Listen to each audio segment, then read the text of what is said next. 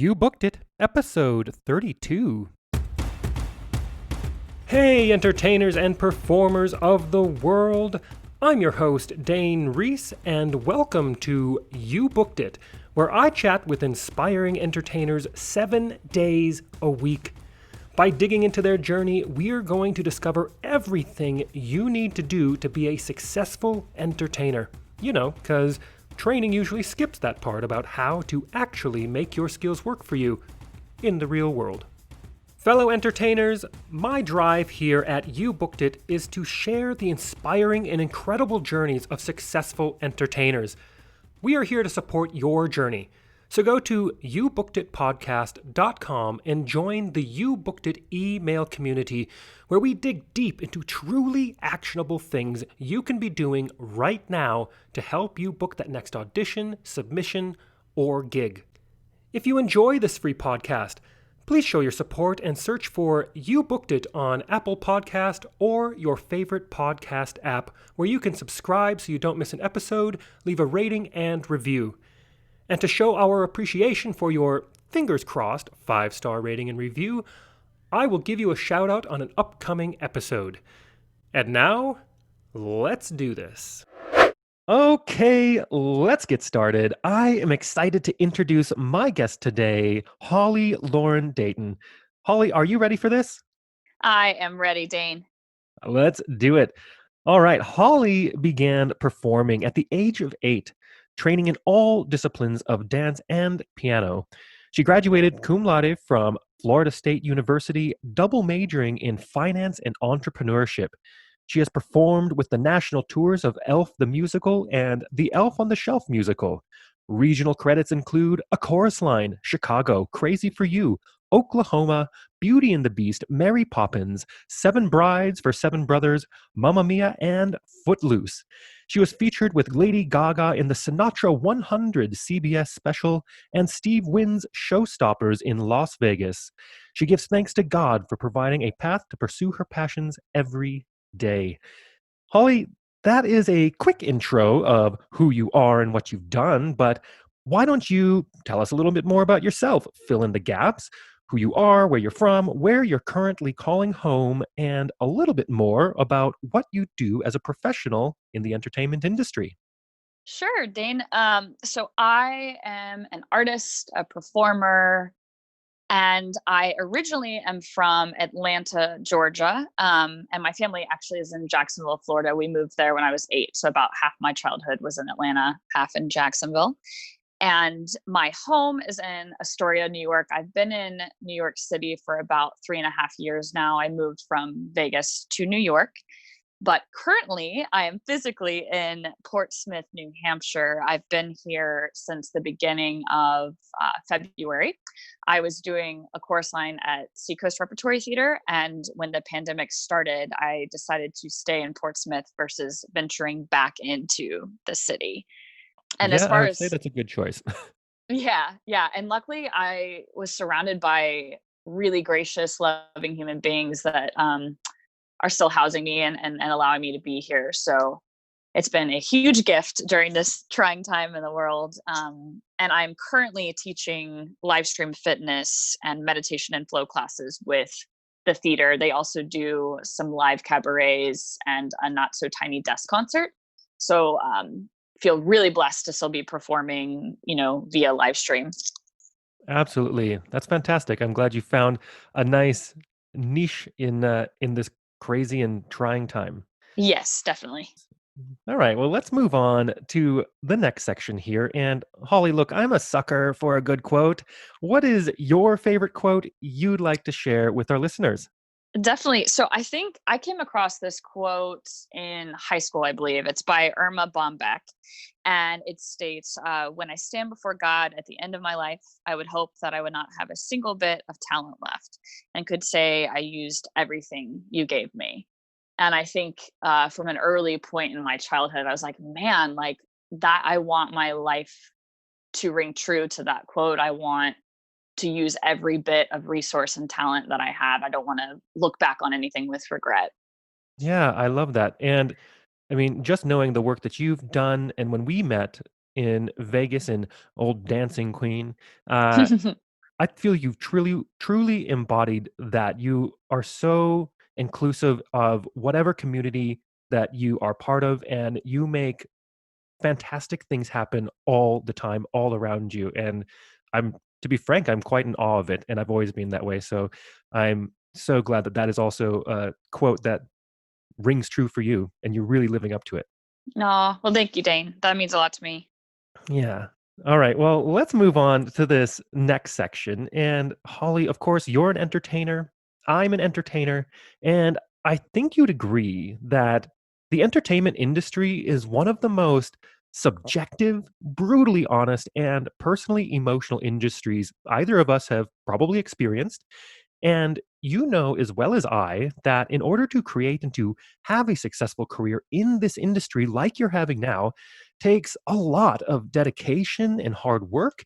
And while, of course, yeah, there's an outrageous amount of fun and excitement doing our art, performing, being on stage, there is also going to be our fair share of obstacles, challenges, and failures we are going to inevitably experience and have to move forward through and grow through. So tell us, what is one key challenge, obstacle, or failure you've experienced in your career, and how did you come out the other side better because of it? Sure. Definitely just to echo what you just said, I think especially since I moved to New York, realized how brutal our industry is and how, it takes so much to be vulnerable and even show up to an audition or to even pursue the craft and to Absolutely. face rejection. So definitely agree with everything that you just said. The funny thing, so I think the biggest challenge obstacle that I faced was really, really early on in pursuing dance professionally. And so I had made the decision to go to Florida State. Luckily, in Florida, there's so many great academic scholarships and Florida Bright Futures. And so that decision was kind of an obvious one for me. And at the time, I wanted to be a dance major with the school. They have an amazing dance program. And I also wanted to be on the Florida State Golden Girls dance team. And so those were aspirations I had my junior year of high school, and started prepping for those auditions my senior year. And I first auditioned for the dance department, and the audition went fairly okay, but it definitely was my first taste of a professional audition. And I just was um, not really trained to know how to even handle an audition. So it was like, okay, I'm going to learn how to do all of this just by diving right in. And I was not selected for the program, and so that was pretty challenging. And I immediately kind of rerouted my dreams, aspirations, and thought, I'll study business, I'll study entrepreneurship and finance. I have this huge, strong desire to start a nonprofit for artists, and I always have. And so I, in my head, thought, that's a great route to go, and I can still pursue dance on the side, but that's, ultimately where I want to end up. And so then maybe a couple months after that audition for the dance team, and have to tell you that audition is probably goes down in Holly's history of auditions as like probably one of the worst auditions I've ever experienced. I had so much fun. My parents were there; they were supporting me. Loved the dance combination, and I got out on the floor. It was held at the like the basketball gym, and just forgot the whole combo. Like, definitely had a blackout moment, and it was terrifying and it was awful. And that was my first experience really having that happen. Um, so I had to grow up very quickly after that experience. And I thought, I'm still going to Florida State. I still want to dance. And so I just researched any and all programs and club teams that they had, which luckily Florida State has just a wide variety of culture and arts within the group of students that they have there. So I joined, auditioned for like a hip hop dance team, a salsa dance team, and then a club dance team that was very similar to the school sponsored team. And then I also took on extra dance elective classes. So I like loaded my schedule, which again, luckily due to scholarships, I could do that and not take on extra debt or anything. But I worked really hard and was surrounded by amazing people. So I would say, like, even though I had trained dance since I was 8, I learned a lot those 4 years of college. So yeah, that was the hardest challenge was that freshman year entering into the university and like having all of these aspirations and none of them come to fruition in that moment. So yeah, that would be my answer for that. I love it. And clearly you doubled down on everything. You saw, you know what, this is it wasn't necessarily the dancing part of it necessarily or your passion for what you were doing is what I'm hearing, but it's you just had not experienced that side of things, the audition world and the pressures that that comes with. And I love that you just took it head on and you said, "You know what? I'm going to figure this out and I'm going to make myself better." And it's clearly paid off throughout your entire career.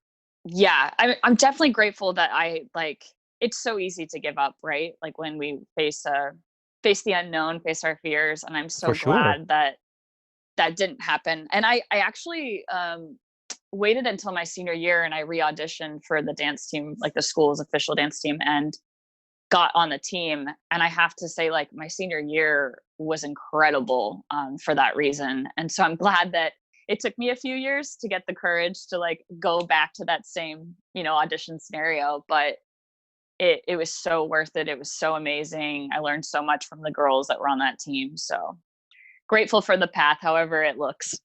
Yeah, absolutely. I love that. Well, let's move on to the next section now, and to a time that I like to call your spotlight moment. That one moment in time that you realize, yes, I am going to be an entertainer for a living. Or maybe it was, yes, this is what I need to be doing as an entertainer. Tell us about that. Definitely. So I am pretty evenly split between my left and right brain, I would say. Pretty logical person, but then at the same time, like love the arts, love creativity. And so Yeah. I kind of was in this constant struggle with myself during college of discovering that I loved dance and performing to an even greater degree, but then studying business and thinking and always hearing that voice of like, you can't make a living out of this. Like you need to be practical, you need to use your degree, you need to like this is the path you need to go. And so this kind of continued this theme throughout college. And then my senior year, I had gone on several interviews for a couple different positions, like buyer positions or a track to becoming a buyer for Macy's and Target, and received a few job offers. This was like maybe a month before I was graduating college. And they were both in South Florida, different cities in South Florida. And as I was trying to decide and figure out which one to take, I realized I don't want either of these jobs. Like, I Yeah. am not happy. This is not, I do not feel like this is my calling. So it was a really weird, like, self introspection time. And so I spoke with a mentor who actually was like our assistant dance team coach. And she spoke very frankly with me and said, number one, life is too short. You can't just do something because you feel like it's the right thing to do or what, according to society is the practical or right thing to do. Right. Or follow the paycheck. Yeah. And so she recommended auditioning for a cruise ship. Um, she said, give yourself some time. Maybe if you can get a contract and then you can kind of figure out what path you want to go from there. And so I actually traveled down to Miami, auditioned for Royal Caribbean. It was like the only audition I went on. So I think back to that moment that if I hadn't booked that job, where would I be? Would I be, in Orlando working for Macy's? And it was just incredible. Like that one door then opened many other doors, for years and years later. But that was like the moment of saying yes to performing and saying no to these other opportunities. Yeah. Great. Well, let's piggyback on that question and let's talk about your number one booked it moment. Walk us through that day, the auditions and callbacks, if those were part of it, what was going on in your life, and what about that moment makes it your favorite booked it moment. Sure. So I am going to journey back to when I was living in Vegas at the time. And actually, this would have been, I think, 6 months after we had been in Dancing Queen together, which is cool that that's like kind of all connected. Um, Yeah. and at that point in my life, I was planning on moving to New York. I had this desire and interest to pursue musical theater. I had started taking like vocal lessons a couple years before and thought, I think I want to grow more. I want to step into that world. And so I kind of started to make preparations for moving to New York. And they announced auditions for Steve Wynn's Showstoppers, which was going to be a new show at the Wynn, musical theater, Broadway review type show for those that don't know it. And this was, maybe a month before I was going to move. I thought, I'm going to go. Like, what do I have to lose? It's a shot. I'll just try. Um, and there were about, I would say like 75 women there when I showed up. I knew a brief background on Marguerite Derricks and Philip McKinley, although I'd never worked with them before. I knew their work and what they had accomplished. And I will be fully honest with you that I was fearful and intimidated to enter into this audition room because it was a job that I cared so much about. I think as performers, we always have those moments where like, man, I really want this. And therefore the stakes are so high right now. Of course. It's so hard. Um, and it was interesting. So I don't have a background in musical theater. So it's even kind of funny that wanted to move to New York and pursue musical theater because it's not like I even grew up with it. And this was my first audition that was tiptoeing the musical theater world. And we learned a combo to cell block tango, and Phil had asked us, sing out loud while you're dancing. So that was like my first time doing both things at the same time in terms of like musical theater. And I loved it. And there was a moment I remember in the combo where we turned around back from, going upstage to downstage. And he said to us, he was like, why are you turning around? Like, there has to be intention at every single step you do. You're telling a story. Like, this is not about dance choreography. And I think that's the first time I'd been to a dance call where somebody was really diving deeper into the steps. And I know like that sounds like such a simple statement, but for me, I was like, whoa, like there's a reason why I'm turning around. What? Like, Yeah. and it was cool. It just felt, I mean, Chicago is such a powerful show. And that number in particular, which it's nice that now since then I've done the full musical, but that number is just so powerful. And so I just remember feeling really strong and really confident, but still had that voice in the back of my head of like, you're never going to book this. Like, there's no way this is going to happen. You're moving to New York. It's okay. And so we went throughout the day. We learned another combination from a song from Cabaret.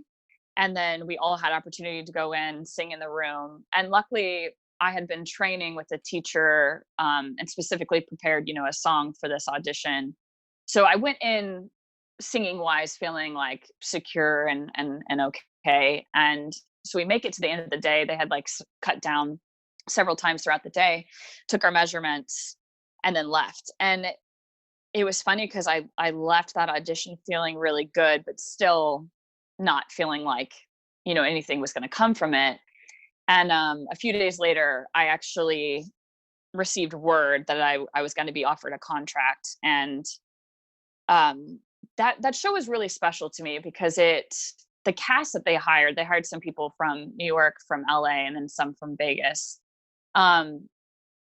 Everybody was just so polished and professional. And I feel even being on the stage with the people around me, I learned so much from them. And I had a really close-knit community in that show.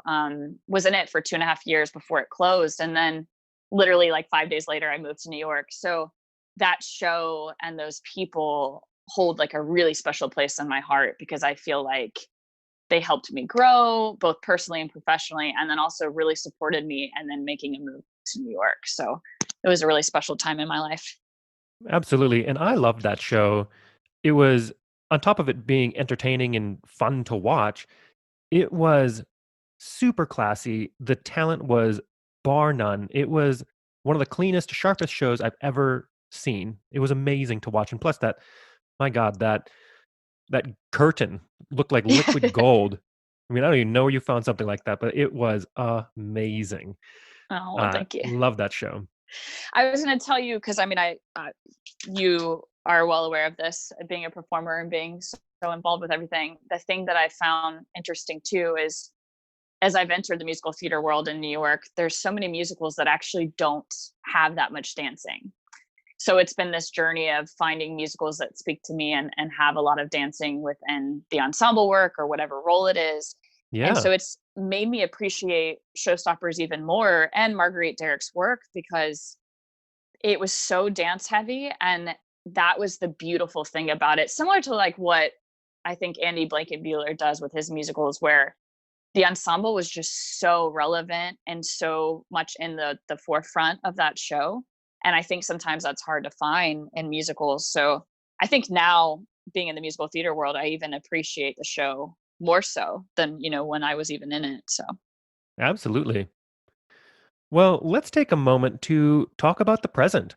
What projects are you working on now? What are you looking forward to? And of course, it's a weird time and we're amidst this global pandemic.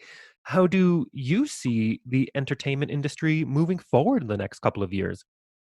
definitely. So the one thing that I was like my passion project when I had lived in Vegas before was doing art showcases with Look Here. And it was a really cool project that I think, the Vegas community is already so beautiful and so close knit, but I really enjoyed bringing the different cast and different artists together and really supporting each other, having these events where we could all just create what was on our heart and share it with each other. And so I actually continue to do that in New York. I haven't held showcases since the pandemic has started, but definitely, still have that desire to have a nonprofit to support artists.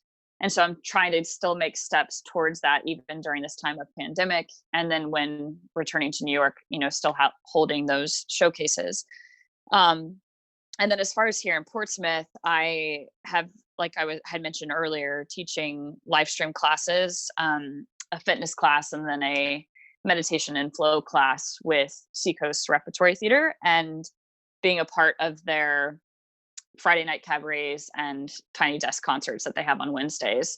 So that's been like my main focus and purpose. And they actually just got the green light in New Hampshire to start reincorporating live audiences again in their theater, which they're super responsible. They're going to start off very, very small, social distancing the seats. So that's kind of all in my near future as far as performance work. And definitely looking forward to when, like, NYC has been hit obviously really hard with the pandemic. So been praying a lot for the city and cannot wait for the day when, classes can resume and auditions can happen again. And I've been thinking a lot about this past couple of weeks, with Black Lives Matter and then also with the pandemic.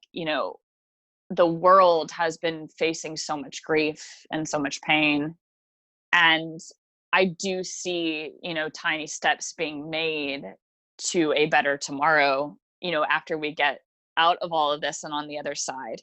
And so I'm holding on to that hope and excitement for when the industry, has taken seriously the Black Lives Matter movement, and then also the changes that obviously have to be made from this pandemic.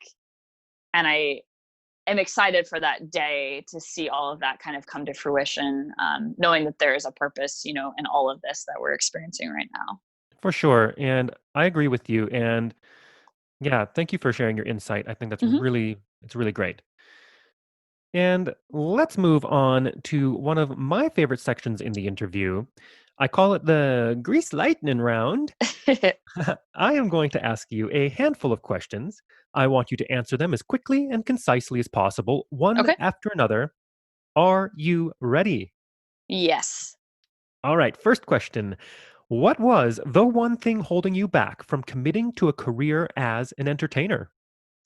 Um, Too much humility. I think that just feeling not talented enough or not good enough a lot of times held me back. And I think that was just from growing up in a Christian home, taught to be humble. But I think I took it a little too far sometimes. But realizing my worth as I've gotten older, for sure. Fantastic. And the second question. What is the best piece of advice you have ever received? It was from Byork Lee. I had the privilege of getting to learn one from her from a chorus line, and she said to us, "Get out of your own way." And I feel like fireworks went off, light bulb went off in my head when she said that, of realizing so often we're the only ones, standing in our own way. Absolutely. I think that happens all the time. It's such a common thing, I think, with us entertainers and letting it go and just letting what we have on the inside being relaxed and letting our talents and trusting our skill set to get us through that so we can concentrate on the emotional side of things is huge. But you have to get out of your way so you can Hmm. tap into that. Yeah, it's so true. All right. And the third question, what is something that is working for you now? Or if you'd like to go pre COVID, what was working for you before our industry went on pause? Sure. So I have been really diving deep into what scares me, what new thing can I do or attempt or try or fail at. And I love teaching fitness classes and I love teaching yoga classes. And it was something I had never done before. And especially with dancers, like helping specifically dancers learn to build strength, and then also helping people find their center and an ability to be calm and focus in on their breath when there's chaos in the world. It has just been so much fun, and I've realized how much I enjoy it and how passionate I am about it. I love that. And the fourth question, what is the best resource, whether that is a book, a movie, a YouTube video, a podcast, maybe a piece of technology that you found is helping your career right now? Definitely. The larger answer to the question, I would have to say Brene Brown. She is such an amazing writer, speaker, researcher, storyteller. I've read, I think, all of her books, and she has a podcast that actually she started recording, I think, close to when the pandemic started. It's called Unlocking Us, and she dives into every single topic you could think of, things that we're facing, and then also a wide variety of subjects. And it is so uplifting and insightful. Highly recommend it to anybody who's looking for a good podcast. Fantastic. And the fifth question, if you had to start your career from scratch, but still had all the knowledge and experience you've collected from your career in this industry, what would you do or not do? Would you do anything differently or would you keep it the same? I think I would have taken up more space, listened less to fear, and settled less. I think I've learned a lot as I've gotten older, and I'm getting to a really great place of security in who I am as an artist and as a storyteller. And I think I would love to start my career over again if I could, with that security. Absolutely. And the last question, what is the golden nugget knowledge drop you learned from your successful career in the industry that you'd like to leave with our listeners? Definitely. I think I would say accept and love yourself for exactly who you are. Don't wait for approval of others, and you are worthy of taking up all the space and deserving of being in the spotlight. I love that. Incredible advice for anybody. And let's wrap up this interview. And that also means that it's time for you to give yourself a plug. Where can we find you? How do our listeners connect with you? Is there anything you want to promote? Well, definitely with the theater that I'm at currently, they have a wide variety of shows and classes. And with the classes, it's actually a dollar donation gets you into the class. So they're super affordable.